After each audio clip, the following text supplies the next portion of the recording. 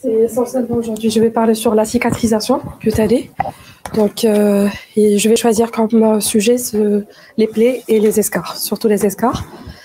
Donc, j'ai quelques messages à vous faire passer et j'espère que ça sera très intéressant pour vous. Là, je suis Dr Hidel Kamch, je suis membre de MG Maroc Junior et en même temps, je suis résidente en chirurgie plastique à Rabat, au centre ACHU Rabat, à Vicenne.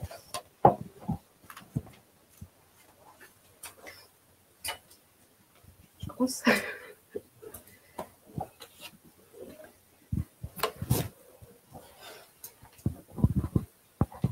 Je commence. On commence D'accord. Donc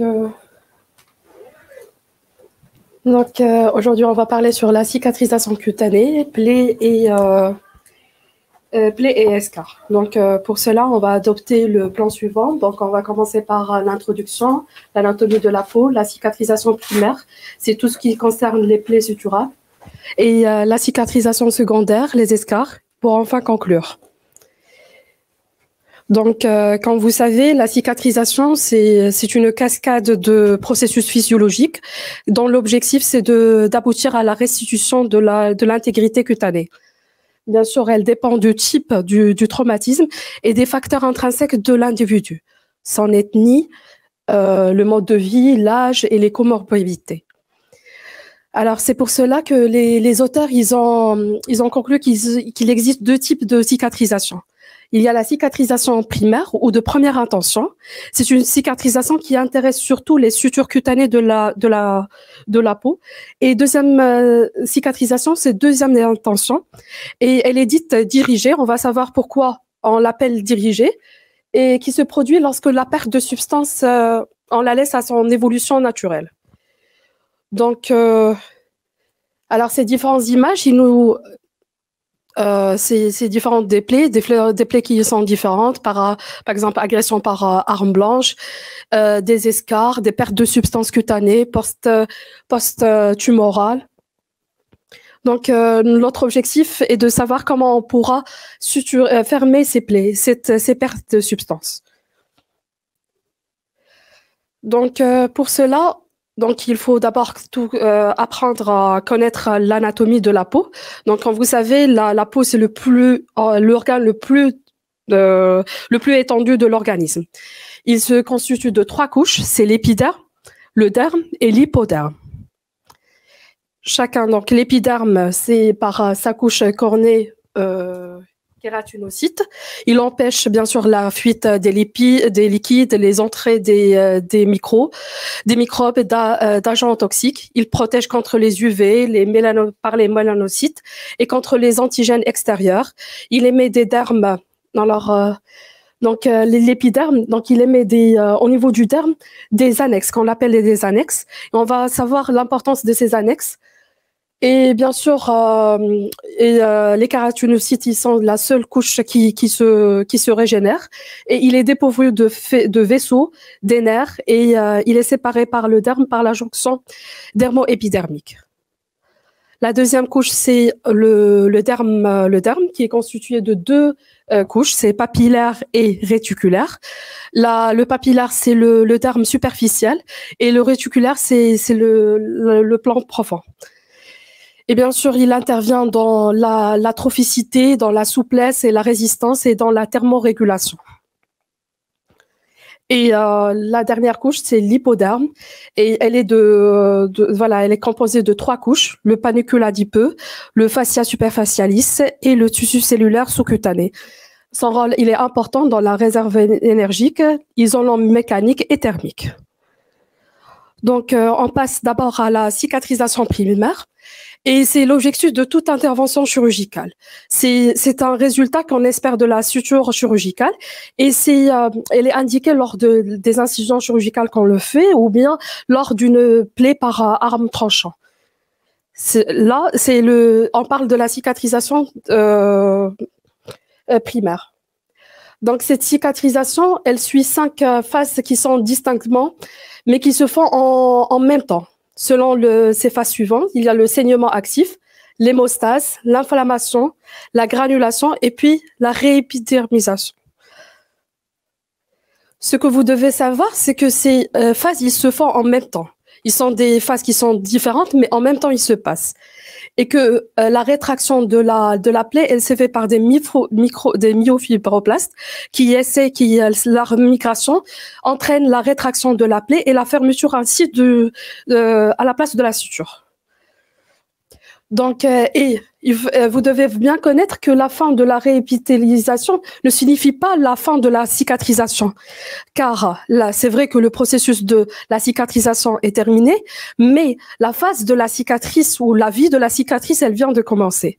La vie de la cicatrice, elle dure d'un an jusqu'à 2 ans. Donc, pour avoir une bonne cicatrisation primaire, on a besoin de l'absence de la contamination bactériologique, c'est-à-dire que, par exemple, lors des morsures de chiens, d'animaux ou morsures humaines, on ne peut pas suturer. Impossible, il ne faut pas suturer. La deuxième des choses, c'est le parachirurgical. Toujours en moment de la suture, il faut avoir que les berges doivent être nettes, propres, sans canthus, c'est-à-dire une plaie qui est franche. Et enfin, c'est l'affrontement bord à bord des berges de la plaie, plan par plan, et sans espacement. Ce qui est important à connaître aussi, c'est les fils, l'ablation du fil. Il faut respecter un minimum de délai. C'est-à-dire, on ne peut pas rester avec des fils plus que une semaine au niveau du visage. C'est pas là parce qu'on va avoir une cicatrice qui est vraiment indélébile. Elle va garder des traces. Donc, le minimum qu'on peut avoir, c'est de 3 à 5 jours, voire même moins. Par exemple, au niveau des paupières, on peut faire l'ablation du fil, même à 2 jours si elle est bien cicatrisée, si les berges sont bien fermées. Donc, on doit respecter 2 à 5 jours au niveau du visage. Il ne faut pas dépasser 5 jours au niveau du visage. 15 jours au niveau de la pomme et des plantes, parce que là, l'épiderme, il est très épais, et pour qu'il se cicatrise, il a besoin de beaucoup de temps. Et sur le reste de corps, c'est entre 7 à 10 jours. Alors là, le pansement d'une suture chirurgicale. Donc, le protocole des soins, il est assez simple. Il faut utiliser de l'eau du robinet ou du sérum salé pour nettoyer la plaie. On n'utilise pas d'antiseptique, on n'utilise pas de la bétadine, non. Juste de l'eau, du robinet ou du sérum salé. Bien sûr, le lendemain ou le surlendemain, on peut la nettoyer. Bien sécher, mettre une crème cicatrisante ou compresse, des sparadraps et enfin un film adhésif pour permettre au patient de prendre sa douche. Je tiens à vous dire, parfois, même la crème, on peut s'en passer. Il suffit normalement des conditions qui respectent l'asepsie. On peut juste faire une compresse qui est sèche et la garder. Et la suture, elle va être bien fermée par la suite.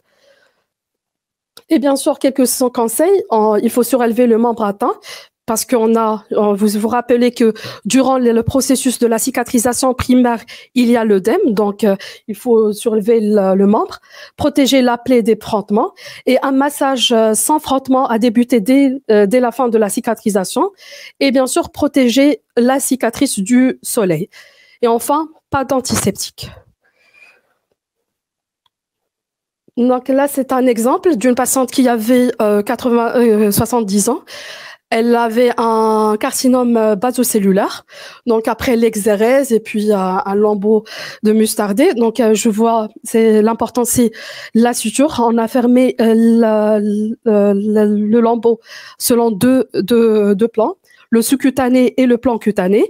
Et après les soins, donc là c'est après 15 jours de l'ablation du fil et là c'est après 1 an Et au bout d'1 an, il faut bien sûr respecter, c'est l'éviction solaire surtout. La patiente doit être protégée par des écrans solaires et après des massages de la cicatrice pour qu'elle ne soit pas une cicatrice évoluée vers une cicatrice hypertrophique ou une cicatrice kéloïde. Donc le deuxième type de la cicatrisation, c'est la cicatrisation secondaire. Donc, on l'appelle cicatrisation dirigée et c'est une méthode de couverture des pertes de substances cutanées non suturables. Donc, elle est indiquée pour les escarres, les pertes de substances post-tumorales, les brûlures, les infections et les traumatismes.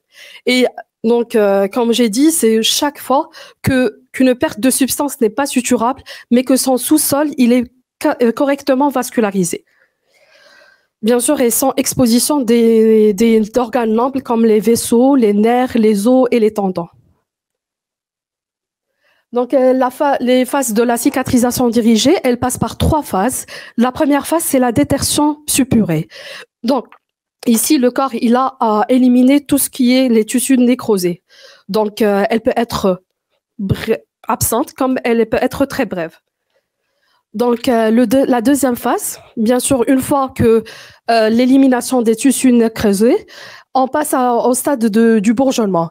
La seule condition pour que une perte de substance puisse bourgeonner, c'est que son sous-sol doit être correctement vascularisé, doit être rouge. Donc, qu'est-ce qui se passe? En fait, ce sont des néovaisseaux qui vont s'apparaître au fond de la PDS, de la perte de substance, et elle va s'accompagner avec la migration des fibroblastes. Cette migration de la fibroblaste, elle va donner un phénomène, c'est la rétraction. Par la suite, au bout d'un moment, on va trouver que cette perte de substance, sa surface a commencé à se rétrécir. Et c'est un élément qui est très, très important parce que c'est à partir de là qu'on peut savoir où on peut indiquer cette cicatrisation dirigée ou non. Et bien sûr, l'apparition d'un bourgeon qui est rouge, vif, solide, de surface légèrement grumuleuse, non hémorragique. La dernière phase, une fois que le bourgeon atteint le niveau des berges, c'est l'épidermisation, c'est-à-dire un nouveau épiderme qui recouvre le bourgeon. Donc, cette cicatrisation dirigée ou la cicatrisation secondaire, elle est largement indiquée au niveau du cuir chevelu, du crâne, du front, des tempes, de la région caudale interne, de pulpe des doigts, du périnée et du dos. C'est-à-dire, on peut avoir une perte de substance et qu'avec les soins locaux et les pansements, elle va se fermer. Mais cette cicatrisation a des limites, bien sûr. Les limites, c'est du fait de la rétraction. Imaginez au niveau de la paupière, si on la laisse sous cicatrisation dirigée, sous le fait de la rétraction, on peut avoir un ectropion. La patiente, ou le patient, il va pas pouvoir fermer correctement son œil. Donc, la région périorbitale, bien sûr, à l'exception du canthus interne, parce que ici, le canthus, il est pas là, on dirait qu'il est rétracté au niveau du canthus interne. Donc, même s'il y a une PDS, une perte de substance au niveau de ce siège, la rétraction, elle est à un autre côté. Ça va.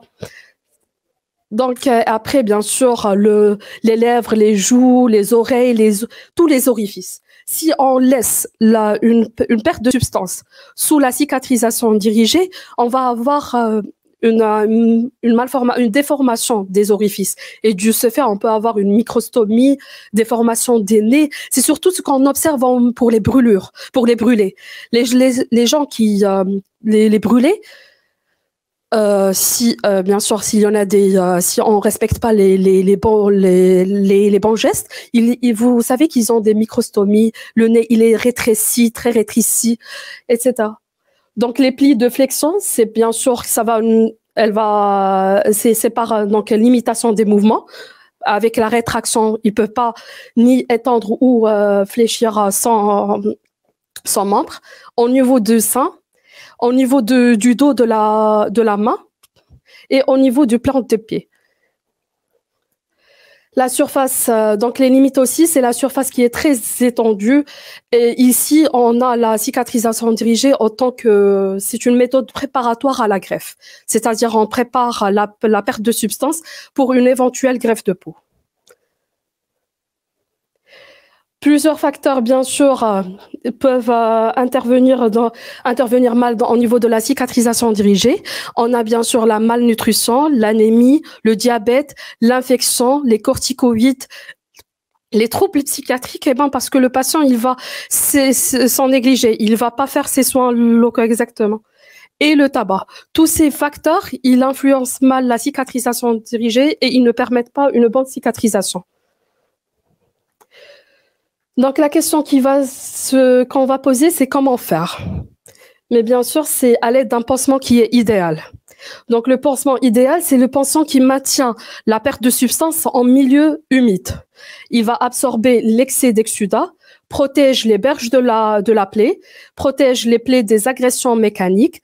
Il doit être imperméable aux bactéries et à l'eau et il permet les échanges gazeux, maintient la plaie à la température du corps et bien sûr, il doit être confortable et avec un bon rapport coût-efficacité. Alors pour cela, on va donner exemple des escarres, comme pour la cicatrisation secondaire. Donc les escarres, comme vous savez, c'est une nécrose des tissus compris entre une saillie osseuse et une surface de contact, un lit ou un fauteuil, due à la compression prolongée exercée par le poids du patient immobile. Donc, la classification de l'escarre. Donc, elle a le premier stade, c'est la modification de la couleur, de la consistance et la température. Généralement, c'est érythème. Dès qu'on voit cet érythème, ça veut dire que l'escarre, il commence à s'installer. Et on peut installer une escarre au bout de 3 heures de position prolongée. Puis le deuxième stade, c'est l'atteinte épidermique et le dermique.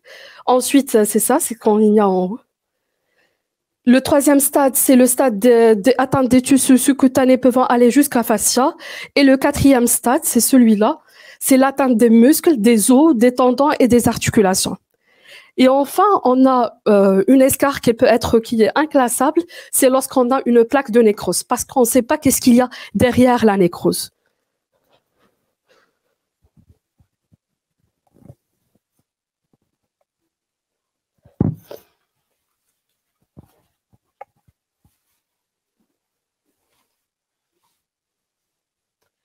Alors, bien sûr, lorsque un patient vient avec une escarre, on doit le voir en totalité, c'est-à-dire sur le plan général et sur le plan local. Maintenant, sur le plan général, comme vous le savez, les facteurs qu'on avait décrits tout à l'heure. Donc, on doit savoir est-ce qu'il a une anémie, donc on va prescrire un bilan, NFS, ferritinémie, la CRP, la procalcitonine, l'ionogramme, l'albumine, donc tout ça pour rechercher les facteurs qui peuvent aggraver la cicatrisation. Bien sûr, corriger une éventuelle anémie ou infection. Il faut corriger une éventuelle hypoalbinémie. Et il faut un régime hypercalorique, hyperprocédique. Et bien sûr, le changement de position chaque 2 heures avec un matelas anti-escarre. Sur le plan local, donc on va agir selon les différentes phases de la cicatrisation qu'on avait décrit tout à l'heure. Donc la première phase qu'on avait dit, c'était la phase de l'élimination des tissus nécrosés. Donc, comment on peut éliminer ces nécroses? Donc, on a le stade de la nécrose. D'abord, c'est une plaque qui est sèche. Donc, notre objectif, d'abord, c'est de la ramollir et de l'hydrater pour qu'on puisse l'enlever. Donc, on peut la faire à l'aide de la vaseline, des hydrogels, et comme l'urgo-hydrogel, ou bien sûr, une excision chirurgicale. Et bien sûr, c'est là où l'excision chirurgicale. La deuxième phase, c'est la phase, bien sûr, on est toujours dans la phase de détertion, mais là, c'est lorsqu'on a de l'exsudatif et de la fibrine. C'est les fibrines, elle va empêcher la cicatrisation dirigée. Il va empêcher de passer au deuxième stade qui est le bourgeonnement. Donc, il faut l'éliminer. Comment? Il faut absorber tout en respectant le milieu humide. On avait dit que pour avoir le bon pansement, c'est celui qui va garder la PDS dans un milieu humide. On pourra le faire avec la vaseline, la flamazine s'il y a l'infection, l'excision chirurgicale et les alginates du calcium, à savoir les urgoclines ou les urgosorbes.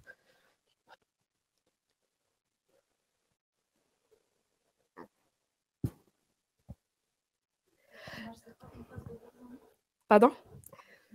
Non, c'est de la fibrine, ça. Là, il y a de la fibrine. Il n'y a pas... Voilà le bourgeonnement. C'est le bourgeon qui est rouge. C'est rouge, qui est charnu, peu hémorragique, sointe. Donc la deuxième phase, c'est la phase bien sûr du bourgeonnement. Bien sûr, notre objectif, c'est de garder le milieu humide. Et bien sûr, la seule condition qu'on avait dit, c'est qu'il faut avoir un sous-sol qui est bien vascularisé. On peut garder aussi, on fait la vaseline, le mébo, ou bien les interfaces comme les Urgostart. Les Urgostart, ce sont des plaques qu'on peut l'utiliser, par exemple, dans cette PDS, et on peut la garder pendant 3 jours et renouveler le pansement au bout de chaque 3 jours. Des pansements, ce sont des pansements modernes.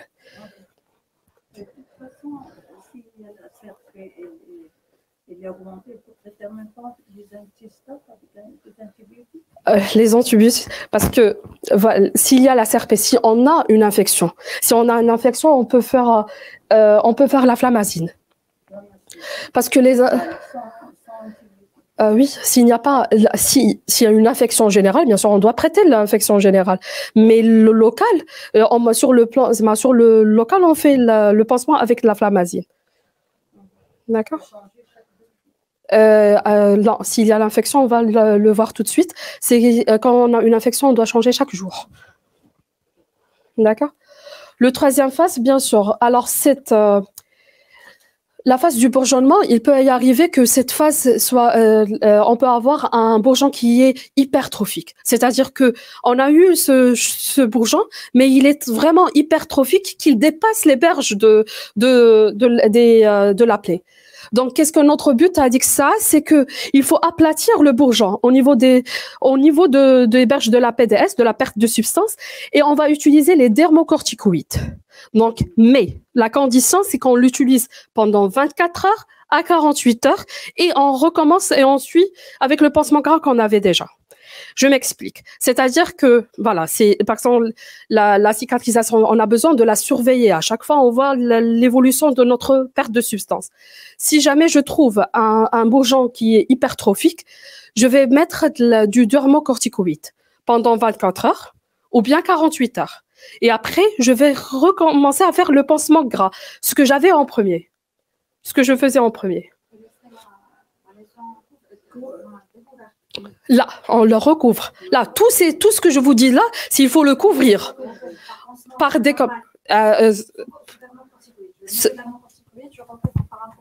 oui, bien sûr. Avec le même protocole, c'est qu'il faut, bien sûr, après nettoyer la perte de substance. Tu mets le dermocorticoïde au niveau au niveau du bourgeon hypertrophique. C'est-à-dire si jamais par exemple on a ici c'est un bourgeon hypertrophique et à côté ici il est plein et au niveau des berges on ne le met pas parce que ça va risquer d'aplatir l'autre bourgeon. Notre objectif c'est de avoir le niveau parce que lorsque le bourgeon il atteint le niveau des berges de la PDS, l'épidermisation, elle va commencer. Les kératinocytes, ils vont migrer pour fermer et recouvrir ce bourgeon avec un nouveau épiderme. Si on n'a pas cette condition, avec le bourgeon hypertrophique, il va jamais s'épidermiser. Donc, on aura un retard de l'épidermisation et ainsi de la cicatrisation. Donc, qu'est-ce qu'on fait? Par exemple, là, j'ai cette perte de substance. Alors, qu'est-ce que je vais faire? Je vais appliquer, bien sûr, après avoir nettoyé au sérum salé, je vais appliquer la dermocorticoïde ici.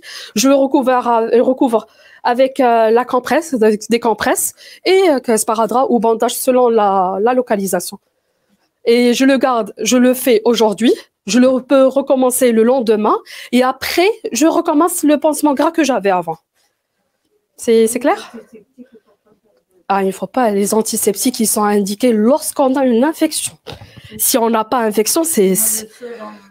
Pardon? Oui, avec du sérum, effectivement ça. Avec du sérum, avec de l'eau du robinet, on nettoie bien la PDS, on sèche bien et après on met, selon les phases qu'on avait dit, notre pommade, compresse et sparadrap. D'accord? Donc on commence.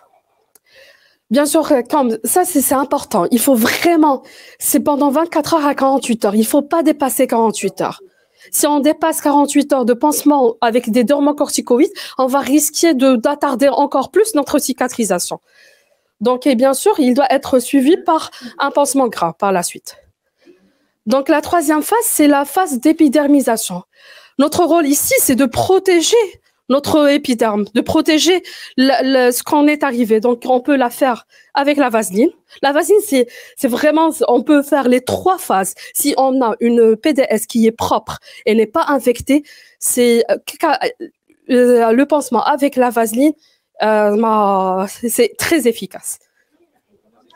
La vaseline officinale. Officinale. Bien sûr, les tubes gras. Vaseline officinale, c'est-à-dire c'est faite par les pharmaciens. Ça ne veut pas dire ceux qu'on l'achète dans les grands grossistes.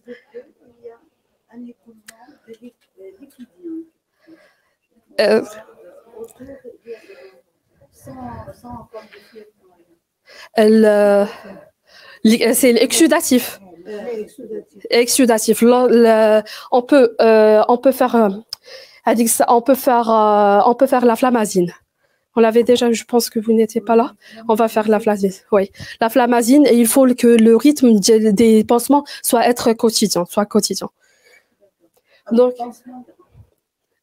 non. La flamazine, on fait la flamazine, compresse, et c'est tout, oui. Le pansement gras, c'est un pansement aussi. Le pansement gras, on l'appelle gras, c'est pour maintenir le milieu humide. Parce que avant, on croyait comme quoi c'est pour avoir une bonne cicatrisation, on doit assécher la perte de substance ou assécher, par exemple, les brûlures. Maintenant, avec le développement, le progrès, on croit comme quoi pour avoir une bonne cicatrisation, on a besoin d'un milieu qui est humide. Et bien sûr, il faut humide, mais sans dans l'excès. Et bien sûr, l'acide hyaluronique comme Hyalus-7. Donc, voilà, le rythme de changement de pansement se fait 1 jour sur 2 ou chaque 3 jours, selon l'évolution de notre perte de substance. Et bien sûr, chaque jour, s'il y a infection.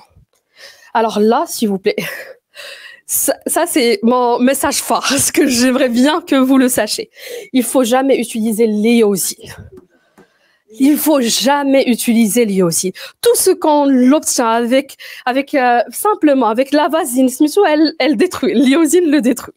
Parce que c'est irritant, allergisant, il masque l'évolution. On ne sait pas, est-ce que c'est un bourgeon qui est charnu ou non. Par exemple, surtout au niveau des brûlures. Tu ne sais pas par la suite l'évolution de ta brûlure, comment elle est. Donc, et en plus de ça, il assèche. Et aussi, en absence d'infection, s'il vous plaît, pas d'antiseptiques et pas d'antibiotiques locaux. S'il n'y a pas l'infection, il n'y a pas d'indication de faire les antiseptiques.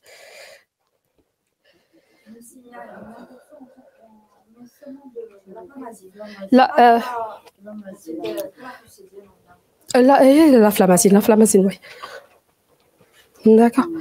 Parce que les antibiotiques, on a besoin d'une preuve bactériologique pour les faire.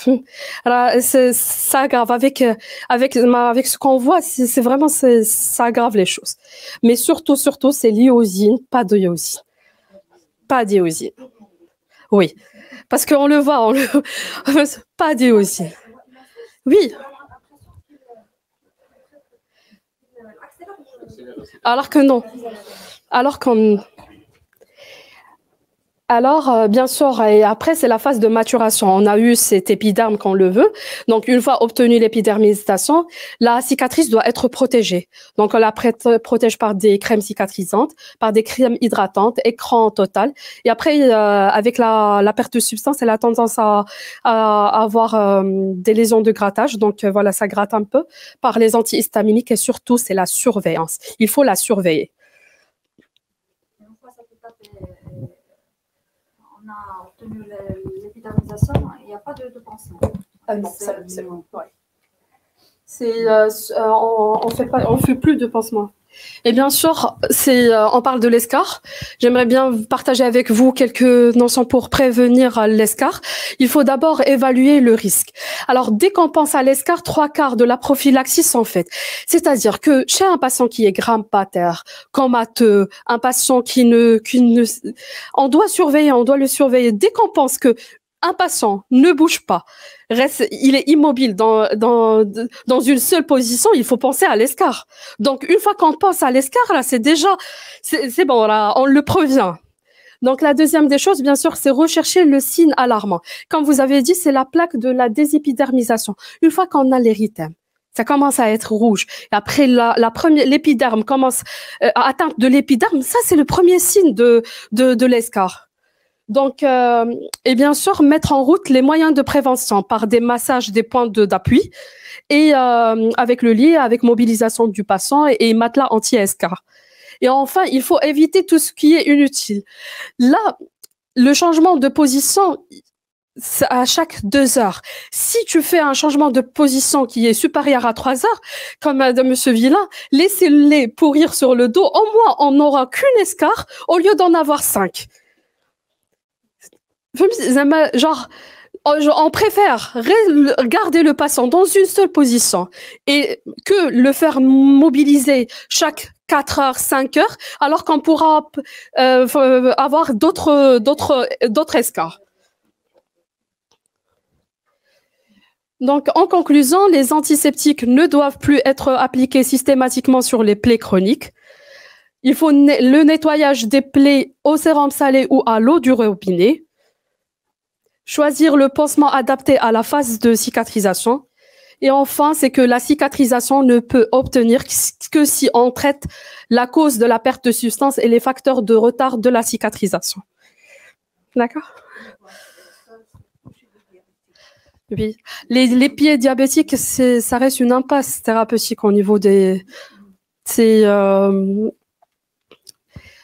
plaie qui est chronique. Et c'est une plaie lise. C'est une impasse thérapeutique. C'est vraiment une impasse thérapeutique. Là, ici, c'est la même chose. Mais parce que c'est la cicatrisation, elle est difficile d'en l'obtenir. À chaque fois, ça va avec par exemple, un petit traumatisme, ça va encore aggraver. Voilà. C'est vraiment une impasse thérapeutique. Ouais. Dans la jambe, on avait fait un traitement et après une récidive. Oui, oui. Ouais. Ils ont donné beaucoup d'antibiotiques, je ne sais pas. Ah. Il n'y a pas d'indication des antibiotiques. Non. Oui, c'est vasculaire. Exactement, c'est un traitement qui est vasculaire.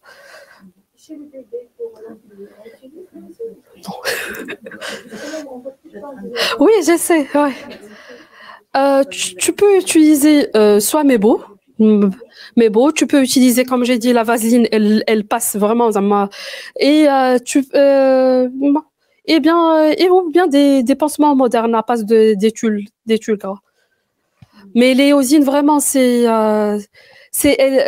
irritant. Elle ne fait que retarder encore plus la cicatrisation. Alors, vous savez, là, par exemple, pour les gens pour l'ombilique, ils font avec des compresses sèches. Ils font rien. Juste compresse sèche, si l'ombilique il tombe par la suite, rien. Mais non, pour l'enlever, c'est aussi simple. Tu peux le mouiller et il s'enlève simplement, tout simplement. Oui, s'il vous plaît. Pardon? Oui, donc là. Oui, bien sûr, avec plaisir.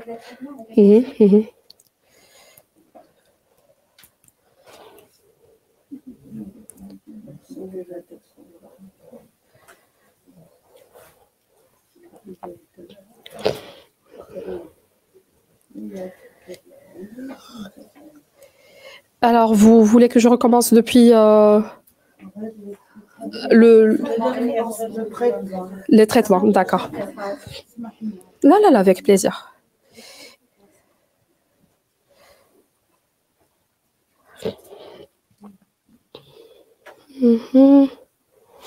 Et aussi, ce que vous devez vraiment connaître, c'est l'effet de la rétraction. Alors, vraiment dommage que tu n'aies pas des Il y en a des fois, on a des pertes de substance, par exemple 10 centimètres. Au bout de 2 ou 3 soins, de 3 pansements, la perte de substance se rétrécit. C'est du fait de la rétraction. Donc, c'est pour cela, à chaque fois, on ne peut pas parler de la cicatrisation dirigée, par exemple, au niveau du pli. Non, parce que ça va risquer de faire une rétraction du pli et après, une limitation du mouvement. On peut la faire, mais qu'elle soit préparatoire à la greffe ou à un lambeau par la suite. D'accord? Donc, les 3 phases pour la cicatrisation dirigée. Pourquoi on l'appelle dirigée? Parce que c'est nous qui la dirige. C'est nous, à chaque fois, on peut changer le pansement, à chaque fois, on intervient. Et pourquoi encore elle est dite dirigée? Parce que, par exemple, au niveau de la détertion chimique, je peux avec les pansements ou bien avec une excision chirurgicale. Donc, accélérer la détertion par le parage chirurgical. Donc, les 3 phases de la cicatrisation secondaire ou la cicatrisation dirigée, ça concerne chaque fois qu'on a une perte de substance qui est non suturable, qu'on peut pas la suturer. On peut faire la cicatrisation dirigée.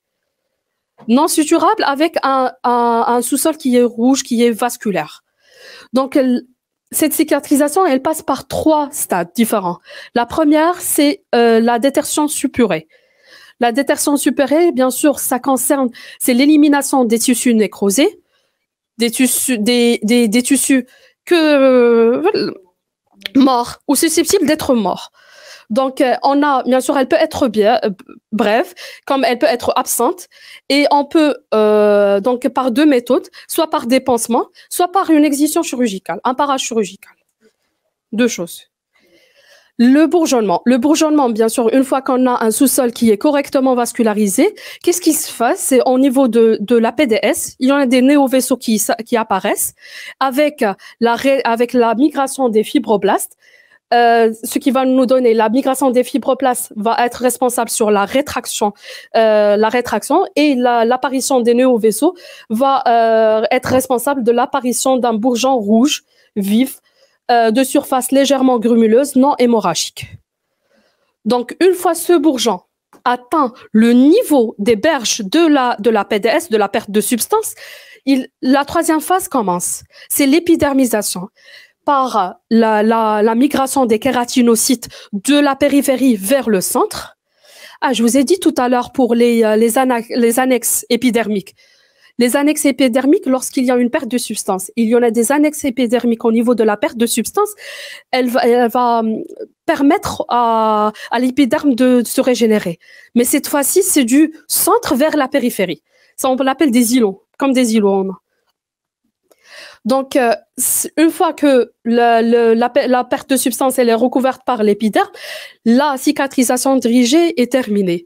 Et là, après, on commence à avoir la vie de la cicatrice qui commence par la suite. Donc, cette cicatrisation, elle est largement indiquée. Au niveau du cuir chevelu, on peut avoir une perte de substance après une exérèse chirurgicale. Sous l'effet des pansements, elle va cicatriser comme il n'y avait rien. Le crâne, le front, les tempes, les régions caudales, le pulpe des doigts, le périnée et le dos. C'est bon? Et bien sûr, cette cicatrisation dirigée, elle a des limites. C'est du fait de la rétraction. Donc, les limites sont selon le siège et selon la surface. Selon les sièges, c'est au niveau de la paupière, de la région périorbitaire, à l'exception du canthus interne, ici, parce que déjà, le canthus interne, on dirait qu'il est rétracté un petit peu. Donc, même si il y a une perte de substance au niveau du canthus interne, on peut le garder cicatrisation dirigée. Au niveau des bases du nez, au niveau du menton, des lèvres, des joues, des oreilles, du cou, les plis de flexion, les seins, le dos de la main et le dos du pied. On peut pas faire la cicatrisation dirigée au niveau de ces sièges-là. Soit selon la surface, c'est-à-dire les surfaces qui sont très étendues, là où la cicatrisation dirigée, elle est comme une méthode préopératoire à la greffe de peau. Bien sûr, il y en a différents facteurs qui influencent cette cicatrisation dirigée. C'est le diabète, l'infection, les corticoïdes et les AINS, le tabac, la malnutrition et l'anémie et bien sûr les troubles psychiatriques.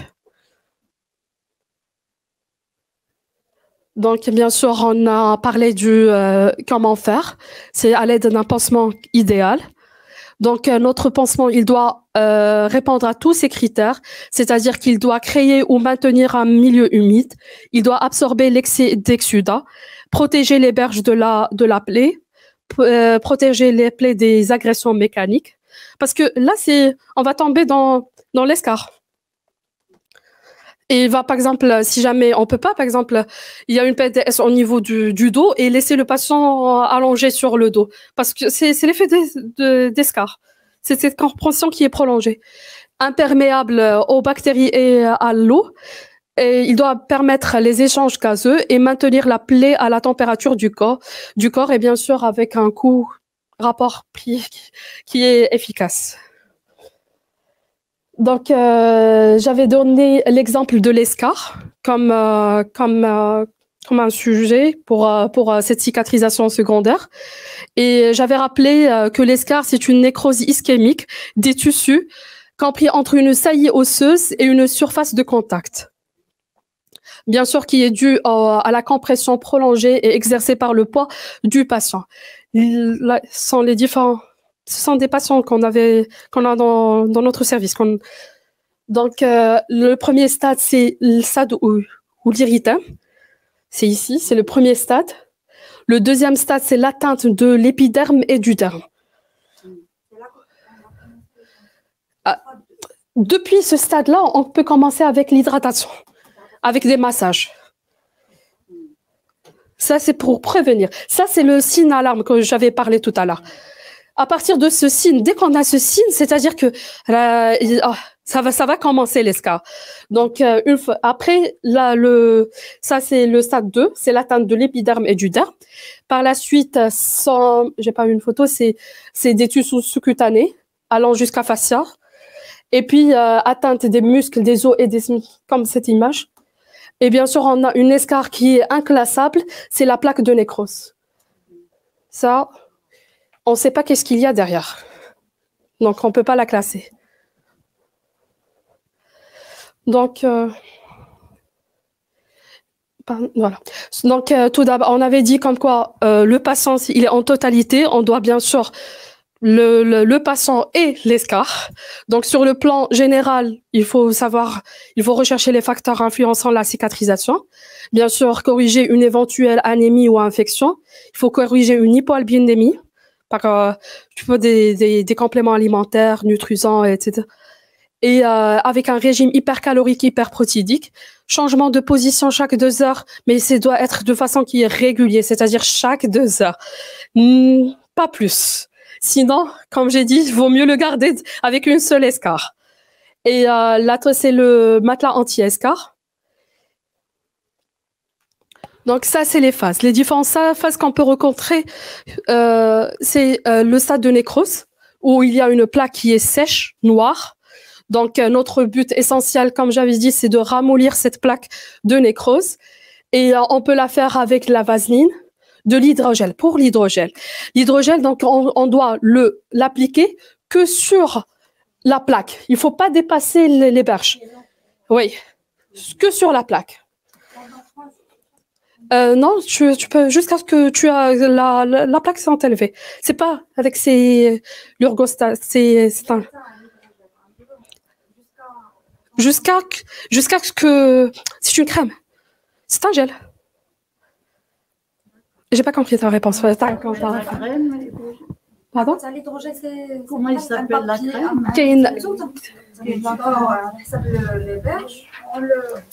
كاين هذاك وكاين حتى كاين انجل فهمت باردون كاين urgo hydrogel et bien sûr l'excision chirurgicale c'est très rapide. Quelquefois il reste au centre une plaque dure, alors c'est pas nécrosé mais il faut l'enlever Oui. Chirurgicalement, ou il faut la laisser?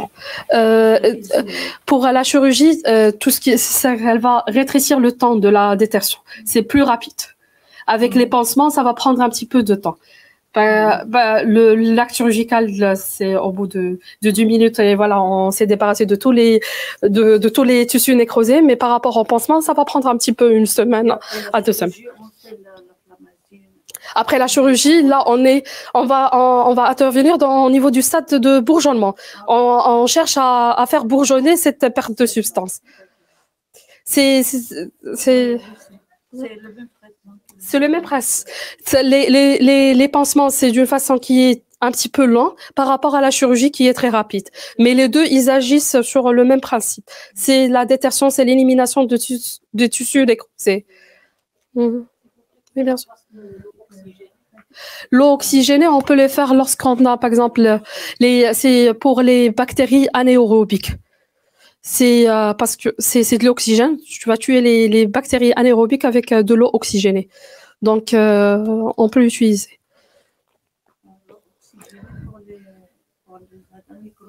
Pardon? C'est surtout lorsqu'on a de l'exsudat et on a l'exsudatif, on peut l'utiliser. Ou la fibrine aussi, il peut agir sur la fibrine.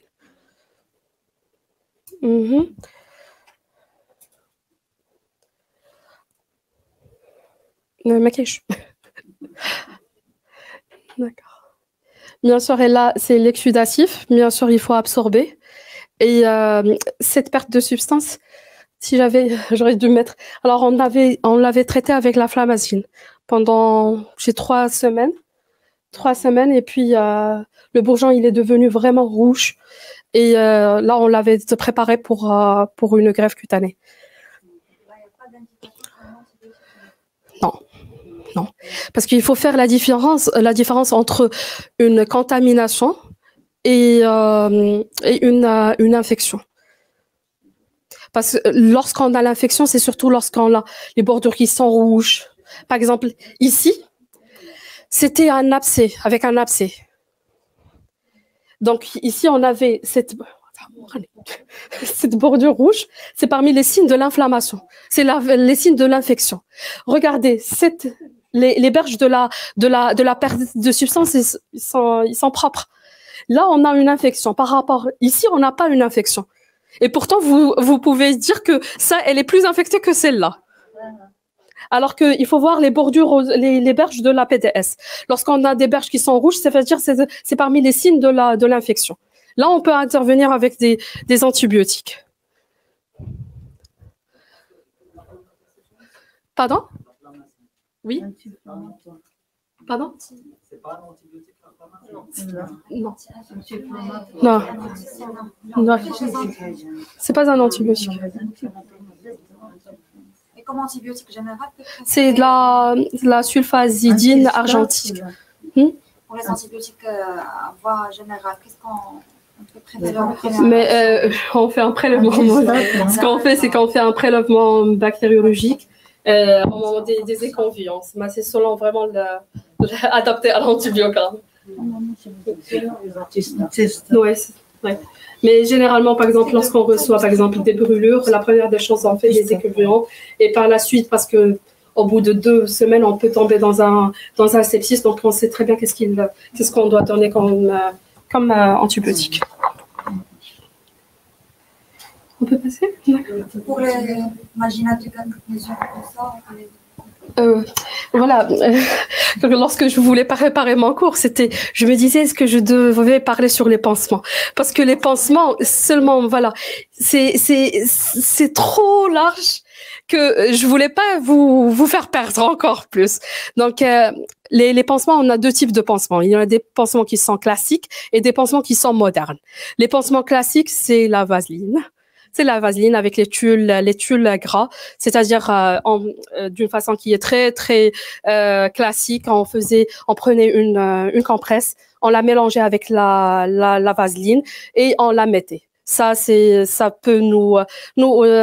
peut remplacer les tuiles gras. Ça, c'est les pansements classiques. Après, ils sont venus des pansements qui sont plus modernes. Il y en a plusieurs types. Il y a les hydrocellulaires, les hydrocolloïdes, les alginates, le pansement à l'argent, à l'acide hyaluronique. Donc, beaucoup de types. Si je vous laisse. Voilà. Exactement. Voilà, c'est pour cela que j'avais choisi dans chaque stade le pansement que vous devez faire.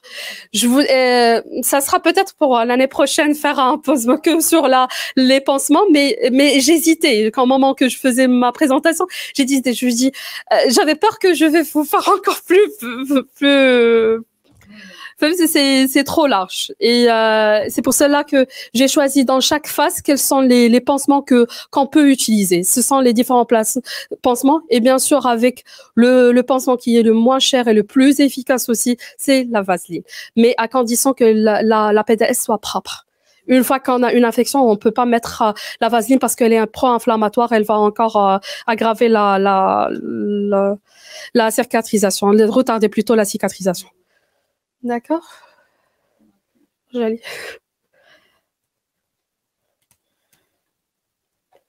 Donc ça, voilà. Non, ici ça le bourgeon rouge. C'est ça. Non, ça c'est le bourgeon rouge. De bourgeonnement. C'est ça ce qu'on veut obtenir à la fin. Ce bourgeon. Une fois, regardez encore le bourgeon avec les berges de la PDS. Ils sont au même niveau. C'est à ce moment-là que l'épidermisation va commencer. Et par la suite, on va retrouver un petit film qui recouvre cette PDS, cette perte de substance.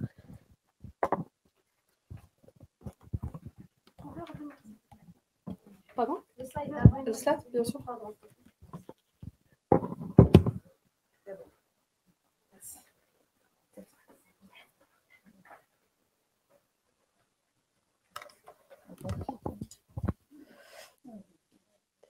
Et là, c'est l'hypertrophique. L'hypertrophique, c'est lorsque ce bourgeon dépasse les berges. Il faut l'aplatir. Il faut le rendre au niveau des berges. Et bien sûr, on le met grâce aux dermocorticoïdes. Donc, voilà, j'ai cité diprozone, efficor, skilozone, betnéval, ce sont les différentes qu'on a sur le marché. Et bien sûr, il faut l'utiliser pendant 24 heures à 48 heures. Il ne faut pas dépasser 48 heures d'application des dermocorticoïdes. Sinon, on va encore aplatir notre bourgeon. Notre but, c'est de le laisser au même niveau que des berges. D'accord? Et après, on reprend le pansement qu'on faisait avant.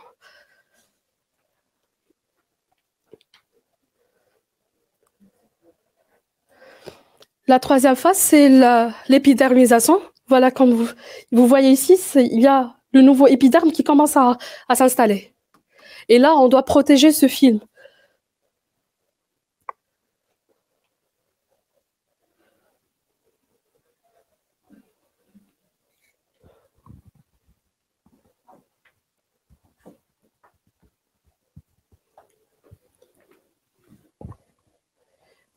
Je passe. Bien sûr, parce que si je retiens ça, voilà, je suis soulagée. C'est ça. Bien sûr, le rythme des pansements, c'est 1 jour sur 2 ou sur 3 jours, selon la perte de substance, est-ce qu'elle est propre ou non. Et bien sûr, s'il y a une infection, c'est chaque jour, jusqu'à ce que l'infection part. Et surtout, il ne faut pas utiliser l'éosine. Comme j'ai dit, elle est irritant, allergisant, masquant et asséchant. Et en absence d'infection, il ne faut pas utiliser les antiseptiques et les antibiotiques locaux.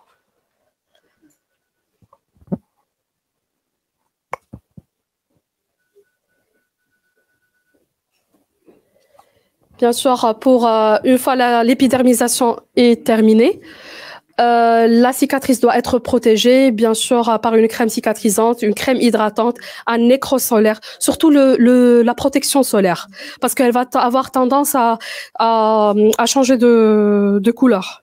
Donc, la protection solaire, elle est essentielle et la surveillance. Il faut toujours surveiller. On surveille nos cicatrices au bout de 6 mois, de 12 mois et de 18 mois.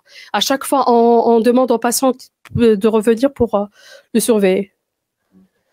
Et bien sûr, on avait parlé des préventions de l'escar. Bien sûr, on avait dit qu'il faut évaluer les risques.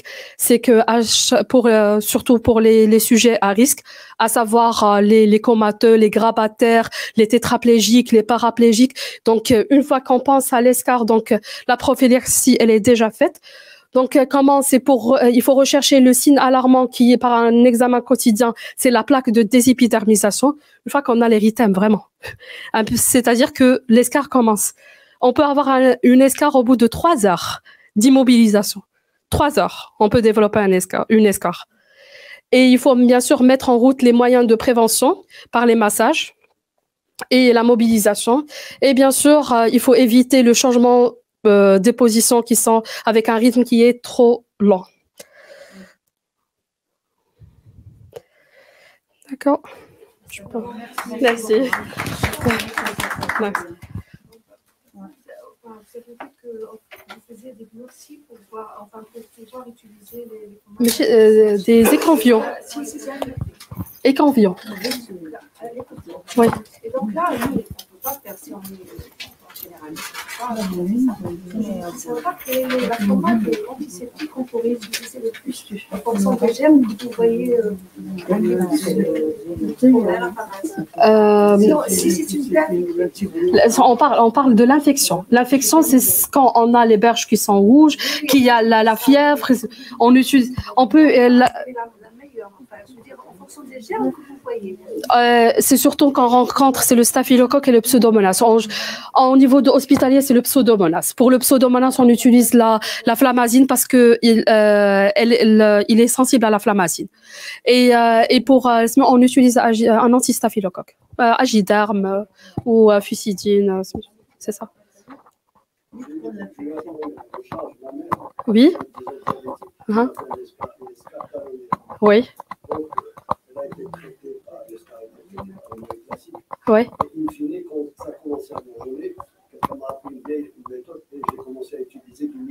Oui. D'ailleurs, Mebo, oui. Mebo, il est à base de miel et il est efficace. C'est une pommade, vraiment, c'est une crème qui est. Oui. Oui, effectivement. Oui, bien sûr. Il y en a même des services de brûlure qui utilisent le miel comme un traitement. Oui, effectivement. Il y en a d'autres. Exactement, oui. À tous les. Surtout, au niveau du bourgeonnement et au niveau de l'épidermisation, ça donne des très bons résultats. Il y en a, vous savez, même par exemple au stade de la détertion, c'est par la larvothérapie, c'est-à-dire qui prennent les asticots et ils la mettent. Et les asticots, ils ont tendance à grignoter tout ce qui est donc il y en a d'autres alternatives que les pansements. On peut l'utiliser.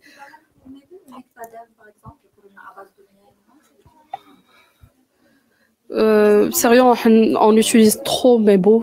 Mebo, c'est vraiment, elle est très efficace. Elle est efficace. Efficace quand même. On l'utilise pour les brûlés, elle est très efficace.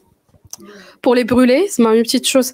Normalement, pour les brûlés, le premier pansement qu'on utilise, c'est à base de la sulfadiazidine argentique liée à la flamazine. Et au niveau du visage, il ne faut pas l'utiliser, il faut utiliser Mebo parce que elle a tendance à une photosensibilité. Donc, du coup, à proscrire au niveau du visage. Petite astuce. Oui. Elle est efficace. Elle est vraiment. On fait pas de publicité, mais elle est top. Elle est top. Oui. Jusqu'à ce que jusqu'à que la peau elle est régénérée. Oui. Sinon, non, il faut le protéger parce que c'est un film qui est très, très mince et il peut s'arracher. Bien sûr. Et il devient croûte, pas des croûtes. Donc, il faut le garder toujours en milieu humide. Donc, c'est le même principe que les plaques de nécrose. Il faut les ramollir et l'hydrater. L'hydratation. D'accord, j'espère que c'était intéressant. Mais bon, exactement, oui. Non, non, non. Je ne sais pas si, mais j'ai un atelier sur les brûlures. Je vais les présenter. Oui, tout à l'heure, vers 18h, on va parler de ça.